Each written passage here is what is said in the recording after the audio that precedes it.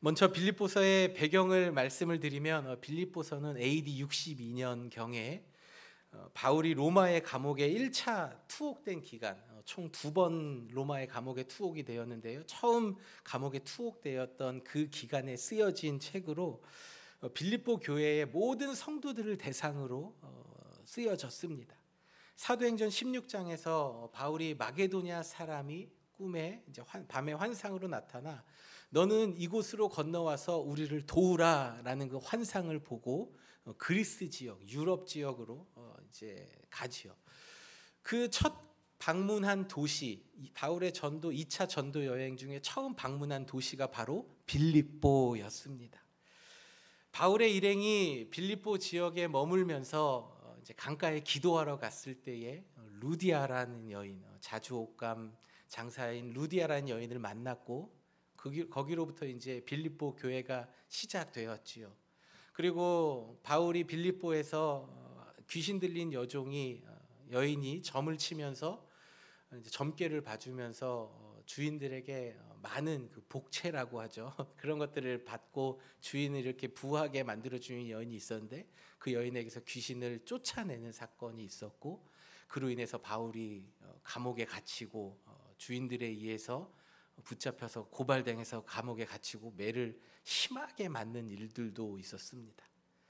바울이 감옥에 갇혔을 때에 또 한밤중에 기도할 때에 감옥 문이 열리고 모든 묶여있던 것들이 풀어지는 역사가 일어났던 곳 빌립보였습니다. 그리고 그 안에서 또 놀라운 복음 구원의 역사가 일어나죠. 그 감옥을 지키는 간수가 예수 그리스도를 영접하는 복음의 구원의 역사가 일어났던 곳 바로 빌립보였습니다. 바울의 2차 전도 여행의 첫 시작지였고 또 유럽 지역, 그리스 지역에 처음으로 세워진 교회 빌립보 교회입니다. 여러분 어디 가서 이제 이야기하실 때 유럽 지역에 처음 세워진 교회가 어디입니까? 누구 물어볼 일은 없겠지만 누군가 이렇게 물어보면 여러분 이제 대답을 하시면 돼요. 어디입니까? 빌립보 교회. 네, 빌립보 교회가 처음으로 유럽에 세워졌어요. 그래서 빌립보 교회를 통해서 유럽의 이제 복음의 전초 기지 역할을 하는 교회였습니다. 처음이라는 것은 참 우리에게 새로운 의미, 남다른 의미를 주잖아요. 그리고 고생을 엄청 했습니다. 매 살이 다 터질 정도로 채찍에 맞고 감옥에 갇히고 고생했던 그곳, 바울에게는 결코 잊지 못한 장소였을 것입니다. 그래서 바울은 오늘 본문의 1절과 2절에서 마음을 담아서 빌립보 교회의 모든 성도들과 감독 집사들에게 하나님 아버지와 주 예수 그리스도의 평강을 전하고 축복하고 있습니다. 근데 이러한 1절과 2절의 내용은요, 바울의 다른 서신서에서도 보면은 찾아볼 수 있어요. 근데 이 빌립보 교인들에게 특별한 애정을 갖고 있다라는 것을 알 수 있는 게 본문의 3절과 4절입니다. 내가 너희를 생각할 때마다 나의 하나님께 감사하며 간구할 때마다 너희 무리를 위하여 기쁨으로 항상 간구함은. 바울이 빌립보 교인들을 생각할 때마다 항상 하나님께 감사했대요. 여러분 우리가 살면서 누군가를 생각할 때 여러분 지금 마음에 누군가를 한번 떠올려 보세요. 그 사람을 인해서 여러분 감사를 합니까? 아니면 그 사람이 떠올랐을 때 어이구 웬수라는 생각이 더 먼저 드십니까? 우리가 세상을 살아가면서 누군가를 떠올리면서 항상 감사하는 것은 굉장히 힘들고 드문 일이고 어려운 일이지요. 근데 우리의 삶에도 보면은 우리의 삶에 잊을 수 없는 은인들, 나의 삶에 큰 도움을 주었던 그런 감사하는 사람이 있는 것처럼 바울도 빌립보 교인들을 볼 때마다 항상 감사하는 마음이 들었다라는 것입니다. 그리고 바울이 빌립보 교회의 성도들을 위하여 항상 기쁨을 가지고 하나님께 기도했대요. 기쁨. 여러분 감사와 기쁨은 다릅니다. 우리가 누군가를 생각할 때에 고마운 마음이 들 수는 있어요. 감사하는 마음은 들 수 있습니다. 그런데 누군가를 딱 생각할 때에 기쁜 마음, 막 마음이 행복하고 기쁜 마음이 들 때가 있지요. 주로 우리 아이들을 보면 아니요, 저 잘못했어요. 제 아내를 보면은 아이들 먼저가 아니죠. 아내를 보면은 기쁜 마음이 들 때가 있죠. 여러분들도 아마 그러실 거라 생각을 해요. 우리가 사랑하는 사람 보면 기쁨이 막 들 때. 그래서 저는 요즘에 제 핸드폰에 그 백그라운드 그 월페이퍼를 제 아내 사진으로 바꿨어요. 제가 생각할 때 가장 예쁘다고 생각하는 사진을 딱 보고 핸드폰을 볼 때마다 나를 향해 이렇게 웃어주고 있구나 하면서 기쁨을 가지려고 노력을 합니다. 빌립보 교회는 바울에게 감사와 기쁨이 넘치는 교회였는데요. 이것뿐만이 아니라 왜 바울이 감사와 기쁨을 가지고 있었는지 본문의 5절을 보면 알 수 있습니다. 5절 우리가 함께 읽어볼까요? 너희가 첫날부터 이제까지 복음을 위한 일에 참여하고 있기 때문이라. 아멘. 51년도에 빌립보 교회가 세워졌습니다. 그리고 61년 이 편지를 쓰고 바울이 빌립보 교회 편지를 보내기까지 10년의 시간 동안 이 빌립보 교회의 성도들이요 바울을 서포트했어요. 바울의 전도 여행에 필요한 모든 것들을 다 서포트했고요. 그리고 그가 감옥에 있을 때에 옥바라지라고 하죠. 입을 것과 먹을 것 그리고 지내는데 어려움 없도록 많은 것들을 서포트했습니다. 그리고 예루살렘에 흉년이 들어서 예루살렘 교회의 성도들이 고난 당하고 있다고 하자 이 빌립보 교회의 성도들이 온 힘을 다해서 많은 금액을 헌금을 했어요. 이러한 모든 일이 복음에 참여하는 일이라고 바울은 이야기하고 있는 것입니다. 마태복음 28장에서도 우리 예수님께서 부활 후 하늘로 올라가시면서 내가 너희에게 이 명한 모든 것을 가르쳐 지키게 하라라는 복음 전파의 사명을 이 땅을 살아가는 모든 그리스도인들에게 주신 것처럼 예수 그리스도를 믿는 우리는 모두 복음이신 예수님을 전하는 삶, 복음에 참여하는 삶을 살아야 합니다. 그리스도인은 예수께서 우리에게 삶에 주신 이 분명하고도 명확한 목적을 가지고 살아가는 사람들입니다. 그러나 의외로 많은 사람들이 자신의 인생을 어떻게 살아야 할지 잘 모른 채 살아갑니다. 그래서 돈을 어떻게 사용해야 될지 몰라요. 나에게 있는 이 시간을 어떻게 사용해야 될지 모릅니다. 분명한 목적과 방향을 알지 못한 채 살아간다는 것이죠. 그래서 사람들은 나를 향한 뜻이 무엇인지 고민하고 나에게 있는 물질과 재물을 나를 위해 사용하고 우리 가족을 위해서만 사용하고 이런 정도의 수준에 밖에 머물러 있지 못하는 경우도 보기도 합니다. 얼마 전에 무려 100년 만에 파리에서 다시 올림픽이 개최가 되었죠. 올림픽 관련된 뉴스를 보면서 한국 남자 유도가 이번 올림픽에서 100kg 이상급의 체급에서 처음으로 은메달을 획득했다라는 기사를 보았습니다. 남자 유도가 처음 올림픽에 출전한 지 60년 만에 이 사진에 보이는 김민종 선수라는 사람이 은메달을 획득을 한 거죠. 근데 결승에서 아깝게 16초를 남기고 한판 패를 했어요. 정규 시간 16초를 남기고 바로 앞에서 금메달을 놓친 이 선수의 마음이 얼마나 원통하고 분하고 슬프고 아쉬웠을까요? 경기가 끝나고 눈물을 흘리는 눈물을 흘리며 인터뷰하는 모습을 보았는데 지금은 비록 아쉬움에 눈물을 흘리지만 자신이 조금 더 잘 준비해서 4년 뒤에 LA에서 열리는 이 하계 올림픽에서는 이 메달의 색깔이 바뀔 수 있도록 노력하겠다라고 이야기하는 인터뷰를 보았습니다.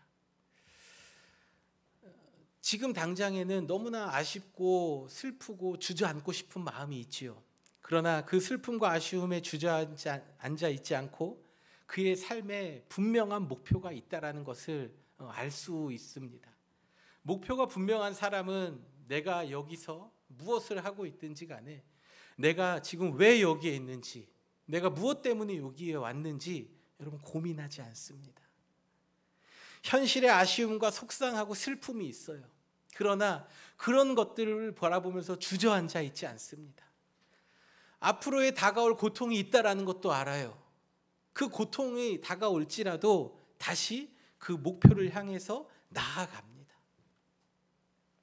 올림픽에 출전하는 선수들이 분명한 삶의 목표를 향해 살아가는 것처럼 예수 그리스도를 구주로 믿는 성도들, 저와 여러분은요, 예수님 이 땅에 다시 오시는 그날까지, 또 우리가 주님 앞에 서는 그날까지 천국을 향한 분명한 소망과 목적을 가지고 살아가는 사람들인 줄 믿습니다. 하나님께서 우리 각자에게 주신 삶의 목표는 다 다를 수가 있습니다. 그러나 오늘 본문에서 우리에게 알려주고 있는 우리의 삶의 궁극적인 목표, 최종적인 목표, 절대 놓치지 말아야 할 목표는 주님 오실 그날까지 복음 전하는 일에 참여하는 자가 되라. 성경은 우리에게 말씀하고 있습니다.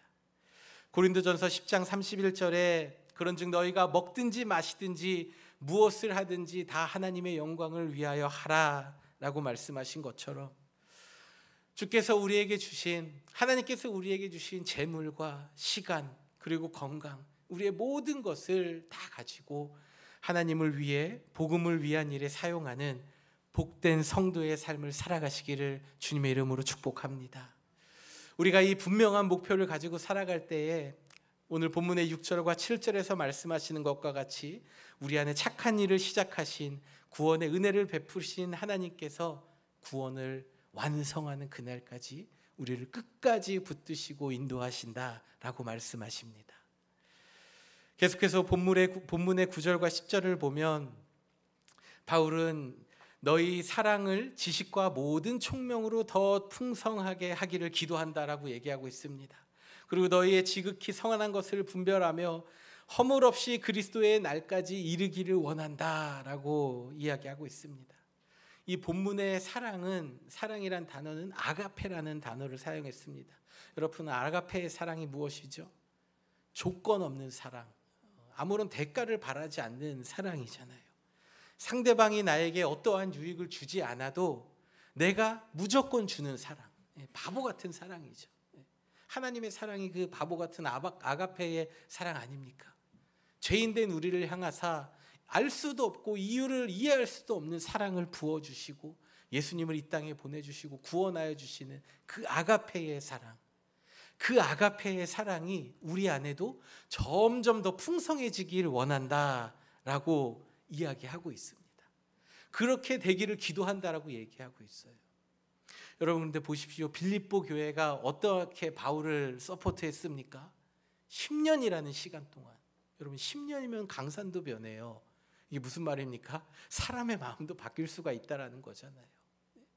사람의 마음이 오늘 다르고 내일 다르고 어떻게 바뀔지 모르는 게 사람의 마음인데, 10년이라는 시간, 강산이 한번 변하는 그 시간 동안 바울을 열심히 서포트했습니다.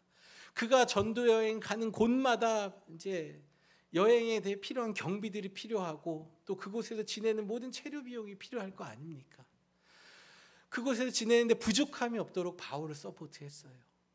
그리고 예루살렘 교회가 흉년이 들었을 때도 적당히가 아니라 온 힘을 다해서 진짜 많은 금액을 연보했다고 성경은 말씀하고 있습니다.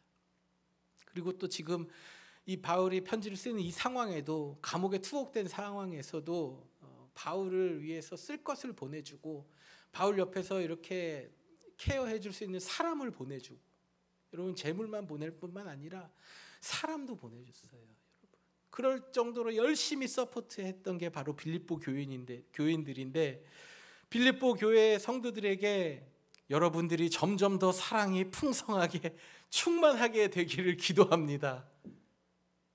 이렇게 얘기하고 있는 거예요. 아마 교회 안에서 많은 헌금을 하시고 또 교회에 많은 헌신을 하는 분들이 오늘 바울의 이러한 편지를 받았으면 아마 마음에 시험이 들지도 모르겠어요. 내가 얼마나 더 해야 되는데, 내가 얼마나 힘을 다해서 헌금하고 교회에서 헌신하고 봉사하는데 아직도 부족하다고? 내 안에 사랑이 더 풍성해져야 된다고? 여러분, 이 말 들으면은 여러분 마음에 시험이 들지 않겠습니까? 내가 복음을 전하는 일, 복음을 위한 일을 얼마나 노력하고 애쓰는데 더 풍성해야 된다, 아직 부족하다라고 바울은 이야기하고 있어요. 빌립보 교인들이 자신을 위해 기도하고 사랑의 마음으로 힘써서 복음을 전하는 일에 참여하고 있는 것을 누가 가장 잘 압니까? 바울이 가장 잘 알지요. 그럼에도 불구하고 바울은 빌립보 교회의 성도들에게 여러분의 사랑이 그리스도 예수 안에서 점점 더 풍성해지기를 기도합니다 라고 이야기합니다. 바울이 빌립보 성도들에게 잘하고 있습니다. 여러분 지금처럼만 하십시오. 여러분을 통해 나는 큰 힘과 복음 전도의 사명의 길이 열리고 있습니다 라고 격려하고 위로해 줄 수 있지만 그렇지 않고 이렇게 이야기하는 이유는 무엇일까요? 하나님이 평생 쓰신 사람, 이 시대의 선지자라는 별명을 가지고 불리었던 미국의 에이든 윌리엄 토저라는 목사님이 있습니다.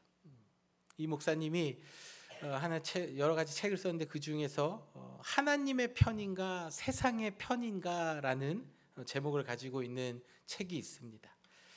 많은 사람들이 겉으로는 하나님을 따르는 것처럼 생활하지만 속으로는 하나님과 세상에 한쪽 다리씩 걸치고 이쪽도 저쪽도 아닌 삶을 살고 있다 이야기하면서 그리스도인은 하나님의 편과 세상의 편의 중간지대, 이 회색지대로부터 나와서 하나님의 편에 서야 한다라고 이야기합니다.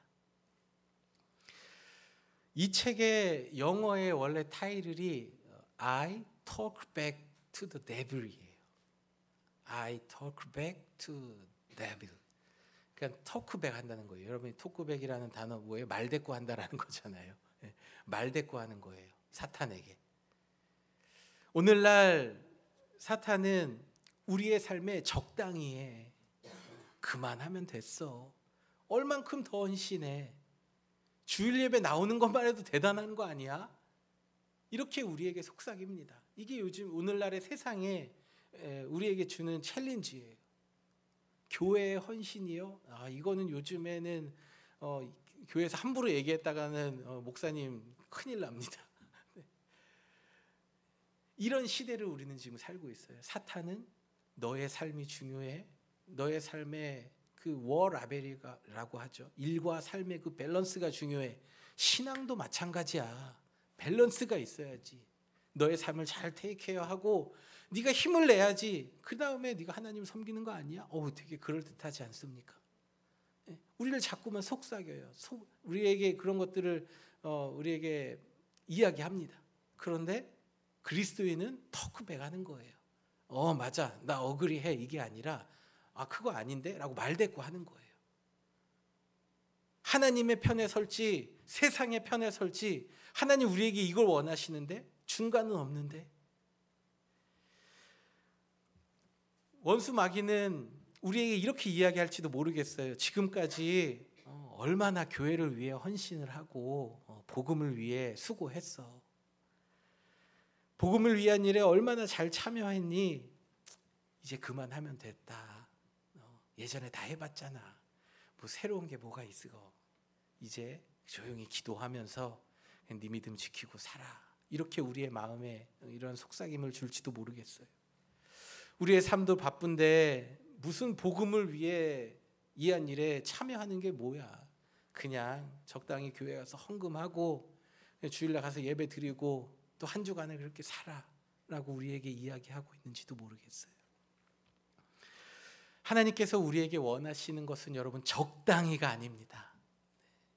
하나님께서 오늘 우리에게 원하시는 것은요, 적당히 그 회색 지대에서 안전하게 머무는 신앙이 아니라 그 안전하지 않은 곳을 벗어나서 안전하고 완전하신 하나님께로 들어가기를 원하심을 믿으시길 바랍니다.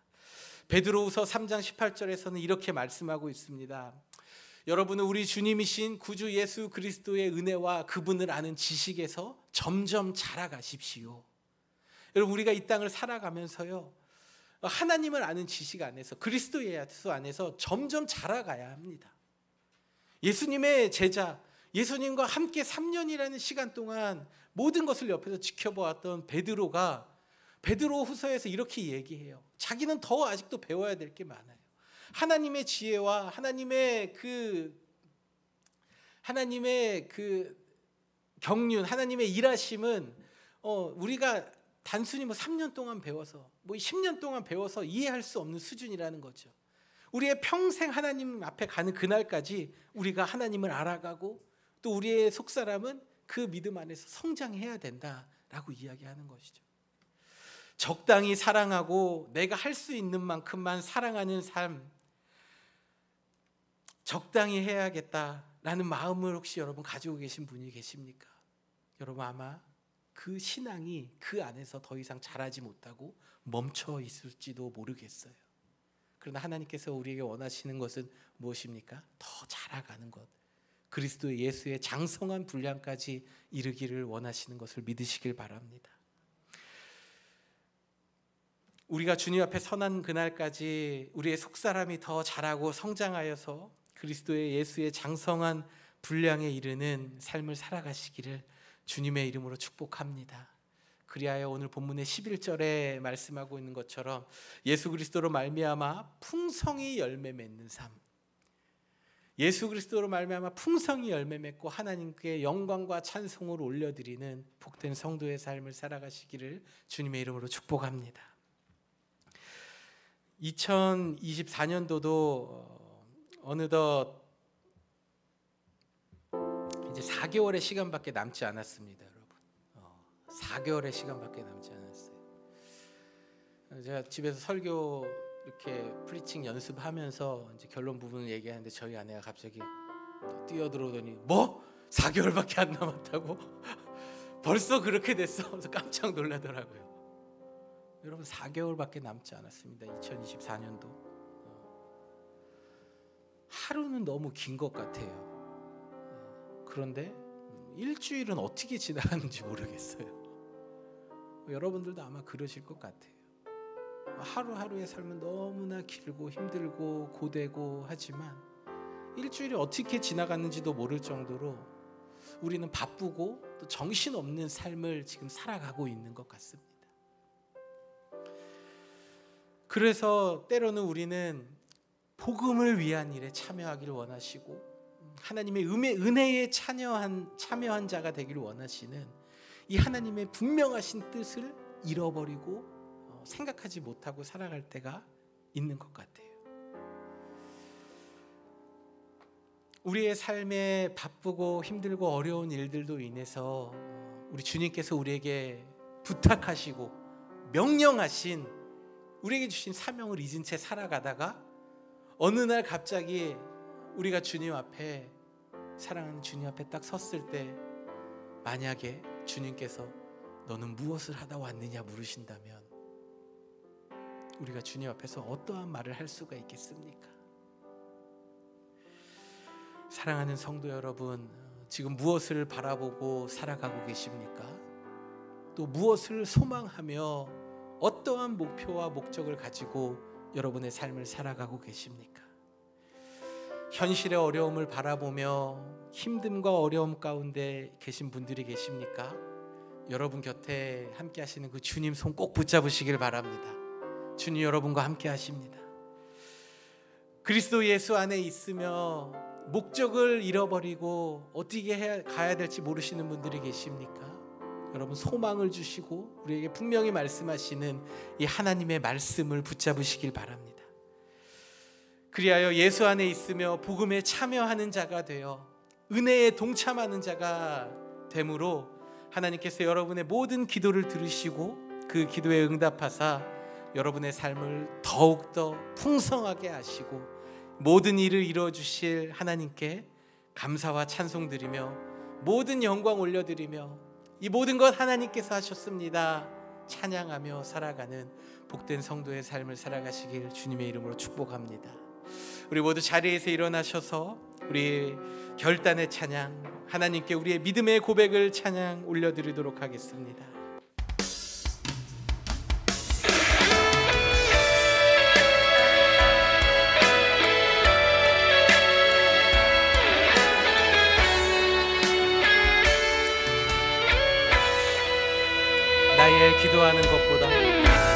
나의 기도하는 것보다 더욱 응답하실 하나님, 나의 생각하는 것보다 더욱 이루시는 하나님, 우리 가운데 역사하신 능력대로 우리들의 간구함을 넘치도록 능히 하실 주님께 모든 영광과 존귀 찬양과 경배를 돌릴지어다. 모든 영광과 존귀 찬양과 경배를 돌릴지어다. 우리 한 번 더 찬양할까요? 나의 기도하는 것보다, 나의 기도하는 것보다 더욱 응답하실 하나님, 나의 생각하는 것보다 더욱 이루시는 하나님, 우리 가운데 역사하신 능력대로 우리들의 간구함을 넘치도록 능히 하실 주님께 모든 영광과 찬양과 경배를 돌릴지어다. 모든 영광과 존귀 찬양과 경배를 돌릴지어다. 모든 영광과 모든 영광과 존귀 찬양과 경배를 돌릴지어다.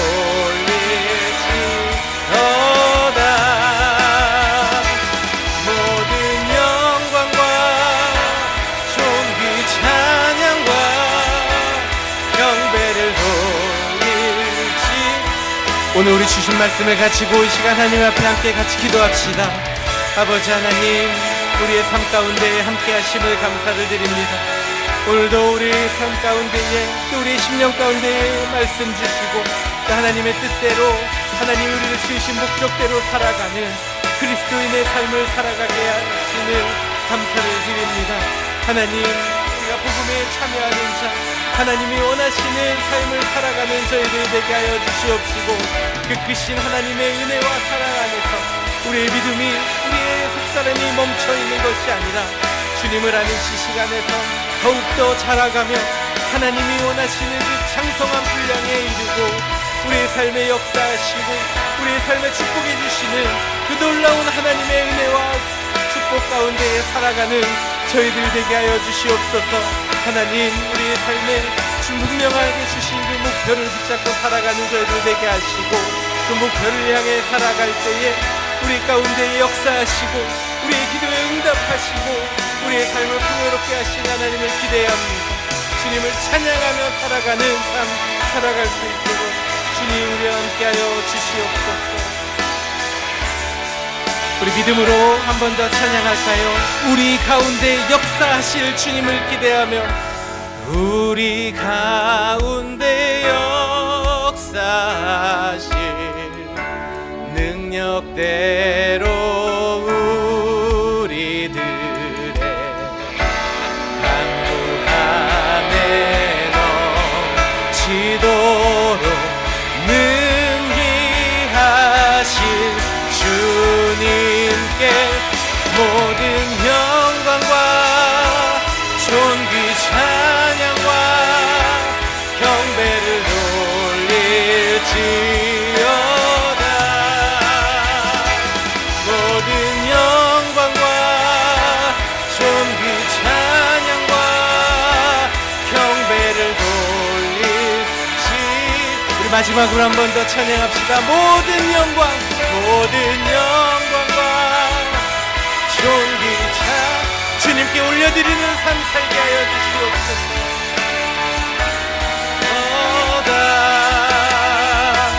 모든 영광과 존귀 찬양과 경배를 돌릴지어다.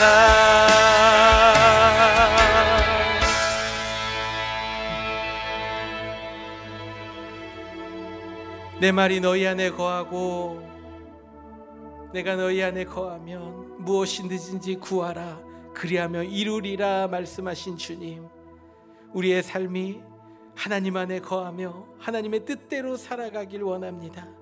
그리하여 이 땅을 살아가면서 하늘아버지께서 베풀어 주시는 그 끝없는 사랑, 한없는 무한한 사랑을 받아 누리며 우리의 삶이 날마다 풍성하여지며 하나님의 은혜로 점점 더 풍성하여지는 삶을 살아가기를 원합니다. 주님, 우리를 붙들어 주시옵시고 우리의 삶의 분명한 목적과 방향을 잃지 않도록 주님 인도하여 주시옵소서. 이제는 우리 주 예수 그리스도의 은혜와 하나님 아버지의 측량할 수 없는 사랑과 성령님의 감화와 감동, 교통, 역사, 인도하심이 우리를 향한 하나님의 분명한 목적과 뜻을 따라서 살아가며 이 땅에서 풍성히 베풀어 주시는 은혜와 사랑을 누리며 살아가기를 원하는 이 자리에 머리 숙인 모든 성도들 한 사람 한 사람 머리 위에 저들의 가문과 가정과 일터와 저들의 자녀들의 삶의 위에 이제로부터 영원토록 함께 계시기를 간절히 축원하옵나이다. 아멘.